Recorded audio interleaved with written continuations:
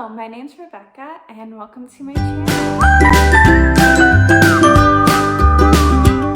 Today I thought I would do the mid-year Freakout book tag, and I did procrastinate a little bit, but I thought it would be good to do this tag because I just started this channel. I haven't really talked about the books I have read this year, and I think I've read like a good amount of books and some interesting books I want to talk about. All right, let's get started. The first question for this tag was, what was the best book of the year? And for me, it was The City of Dreaming Books by Walter Moores. This book is really hard to explain.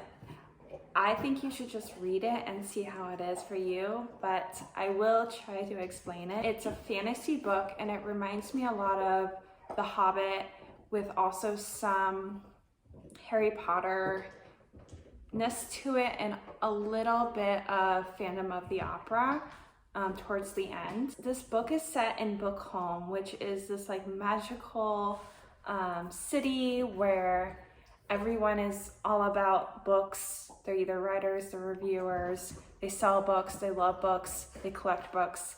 There's like really cozy bookstores, but there's also some danger to Bookholm. There's catacombs in which there are very rare books you can find, and there are book hunters.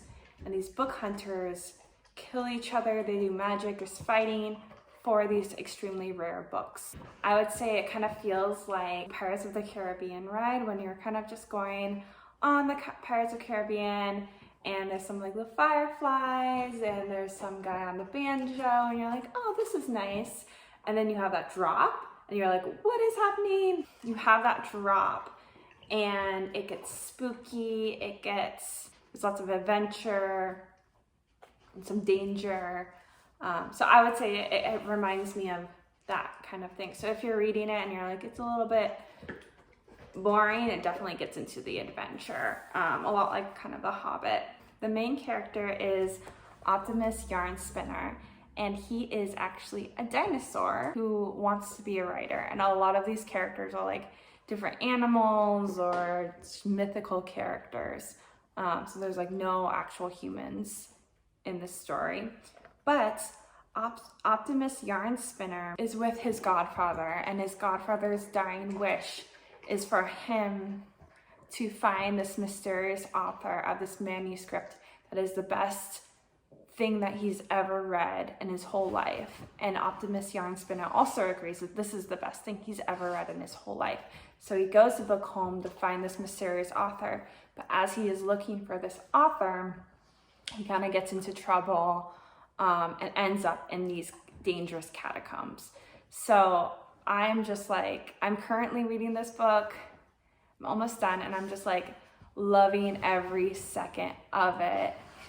And it's really getting me into fantasy. It's just like, it's the weirdest book, but it's so delightful. So the next question is my favorite sequel, and I actually haven't read one yet, and I should definitely read a sequel soon. Next question, new release, haven't read yet, but really want to read. So this is kind of a new release. It's in 2020, and I don't think anyone has talked about this book yet. It doesn't have that many reviews on Goodreads, and it's called Whale Snow by, I think it's Chini Sakaki. Oh no, I wrote this down and I didn't write it down very well. My handwriting is terrible, but I'll put it up here. And they write about human and non-human relationships within Indigenous people in Alaska, and it talks about all these different types of relationships. It's a nonfiction book,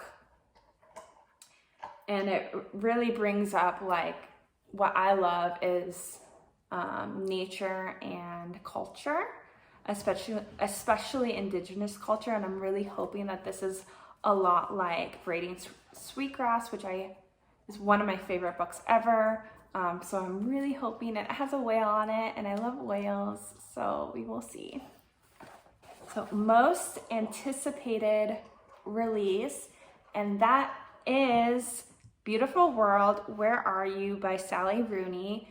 I don't want to know too much about this. I love Sally Rooney. I am a basic white girl and I love Sally Rooney and I listen to Taylor Swift, but I am excited about this. It's about 4 different characters, 4 different friends. It's Sally Rooney, so they're in like Ireland for some time, of course, which is lovely. But yes, I am very excited. It comes out in September, so that is very, very soon. Book that was the biggest disappointment, and I will link the video of Bo Burnham's favorite books.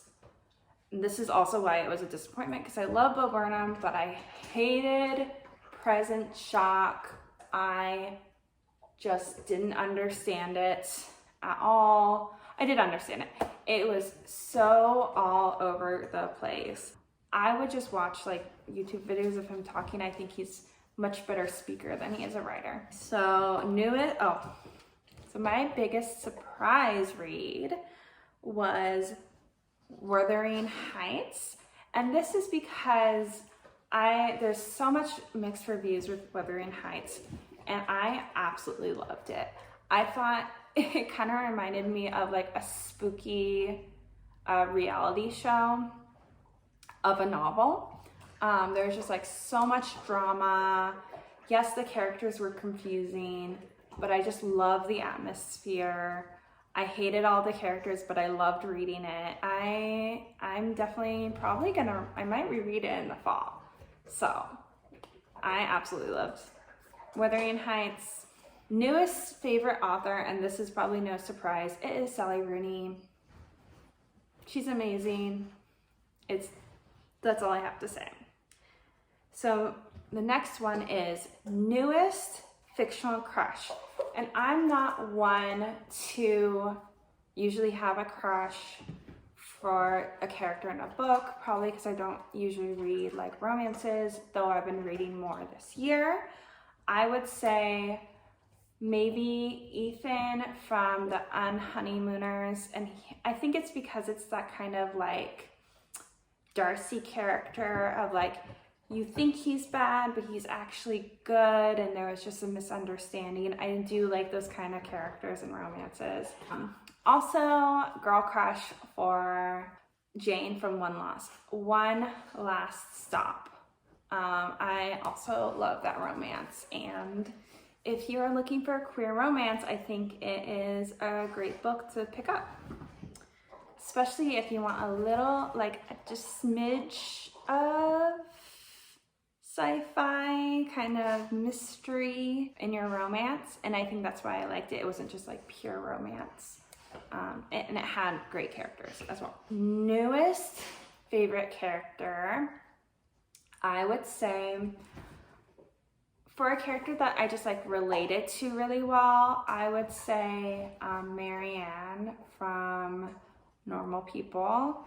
I just kind of related to the whole awkward high school time and kind of emerging out of it and like really rooting for her.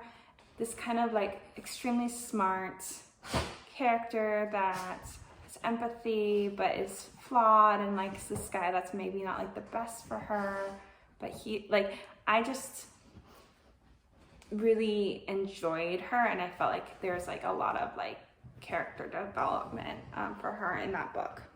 Book that made me cry, I have 2.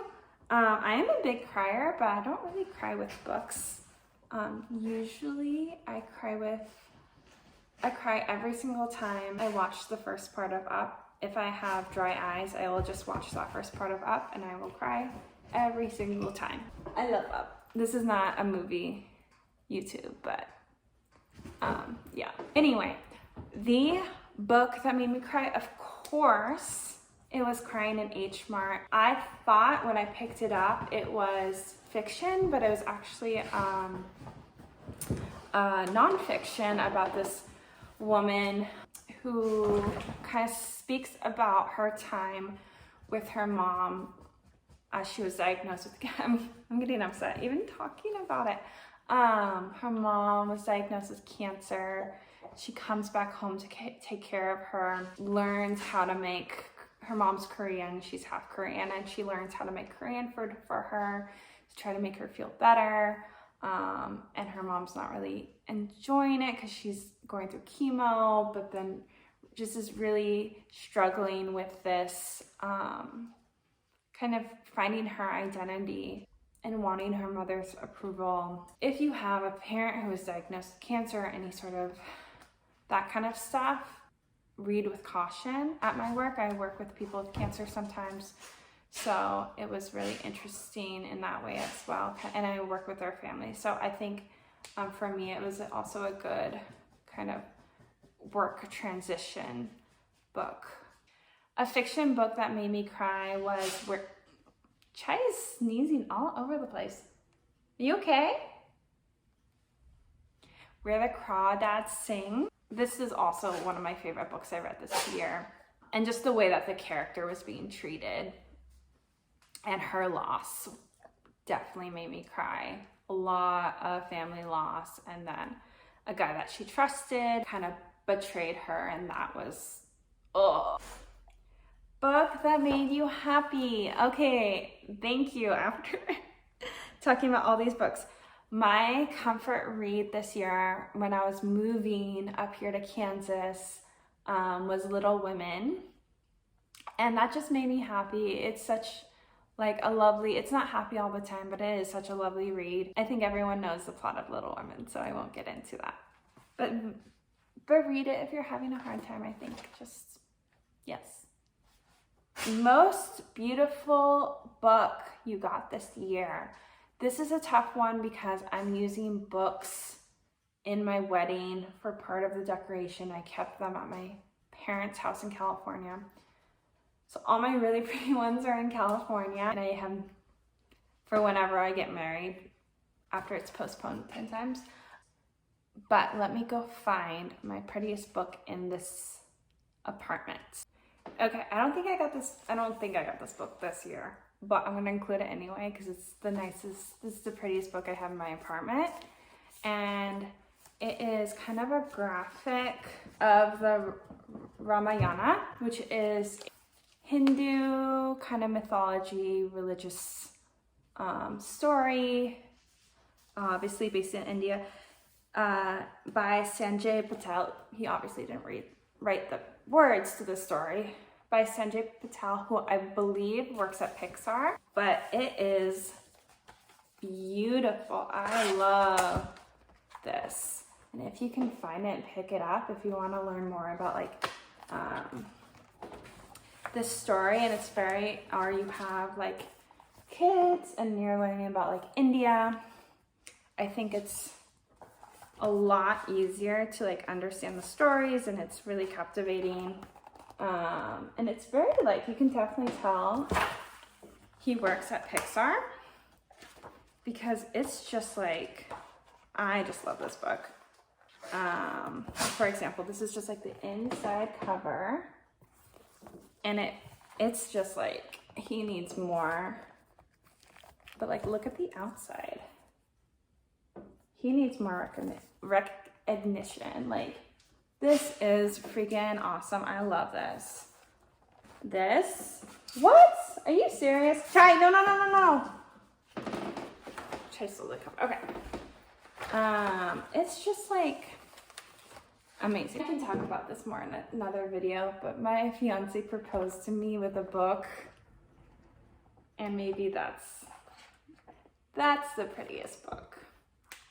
But sneak peek, yeah, that's my favorite book. But besides that book, beautiful, amazing, I love it. Awesome. Okay, last question is a book you need to read by the end of the year. And that book is Rebecca by Daphne du Maurier. I need to read this book because first, I just got a notification from the library that it is no longer on hold and I need to pick it up. But also, I've been recommended this book so many times, mostly because my name is also Rebecca, not spelled the same way, but also it is a spooky gothic novel, which I love. It has to do with a woman who comes in, gets married to this guy, but the ghost of his dead, I think, wife is kind of still there and still affecting their marriage, which I'm just like, I love that shit. That book is one I would love to read. Thanks for watching. Like and subscribe. See you later. Bye-bye.